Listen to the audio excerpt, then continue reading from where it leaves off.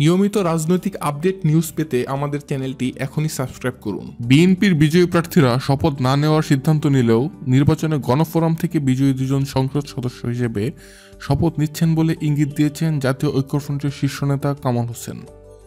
তিনি শনিবার দলের এক বৈঠকের পর সংবাদ সম্মেলনে সাংবাদিকদের প্রশ্নে বলেছেন, তারা বিষয়টি ইতিবাচক দৃষ্টিতে দেখছেন এবং ইতিবাচক সিদ্ধান্ত নেবেন। গত 30 ডিসেম্বর অনুষ্ঠিত একাদশ সংসদ নির্বাচনের ফল প্রত্যাখ্যান করে পুনর্নির্বাচনের দাবি জাতীয় ঐক্যফ্রন্ট তোলার পর তাদের জোট থেকে বিজয়ীদের শপথ নেওয়ার বিষয়ে সংশয় দেখা দেয়। গত বৃহস্পতিবার আওয়ামী লীগ এবং জাতীয় পার্টি সহ তাদের রাজনৈতিক মিত্রদের সবাই সংসদ সদস্য হিসেবে শপথ নিলেও উপস্থিত ছিলেন না ঐক্যফ্রন্ট থেকে ভোটে বিজয়ী বিএনপির 5 এবং গণফোরামের 2 জন। বিএনপি মহাসচিব মির্জা ফখরুল ইসলাম আলমগীর সেদিন সরাসরি বলেছিলেন, শপথ তো পার হয়ে গেছে, প্রত্যাখ্যান করলে শপথ থাকে নাকি আবার, আমরা শপথ নিচ্ছি না, পরিষ্কার করে বললাম। আর দুদিন পর শনিবার গণফোরামের এক বৈঠকের পর তোপখানা সড়কে শিশু কল্যাণ পরিষদের মিলনায়তনে সংবাদ সম্মেলনে এসে ভিন্ন কথা শোনালেন দলটির সভাপতি কামাল।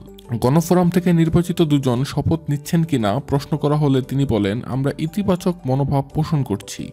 যে 2 জন প্রার্থী নির্বাচনে জয়ী হয়েছেন তারা তীব্র প্রতিযোগিতার মধ্য দিয়ে নির্বাচিত হয়েছেন, আমরা তাদের বিষয়ে ইতিবাচক সিদ্ধান্ত নেব।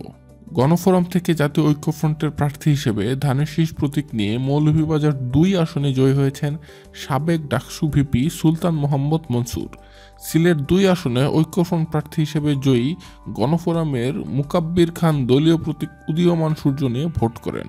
সাংবাদিকরা প্রশ্ন করেন, বিএনপি যেহেতু শপথ না নেওয়ার সিদ্ধান্ত নিয়েছে এবং তাদের প্রতীকে ভোট করে গণফোরাম সদস্য শপথ নিলে তা 2 দলের মধ্যে অনৈক্য সৃষ্টি করবে কিনা। উত্তরে কামাল বলেন, আমার মনে হয় না। সংবাদ সম্মেলনে সুলতান মনসুরও ছিলেন। এছাড়া সুব্রত চৌধুরী, জগলুল হায়দার সহ ছিলেন গণফোরামের কেন্দ্রীয় নেতারাও। এই বিষয়ে আপনার মূল্যবান মন্তব্য জানাতে আমাদের কমেন্ট সেকশনে কমেন্ট করুন। ভিডিওটি ভালো লাগলে লাইক দিন আর শেয়ার করুন।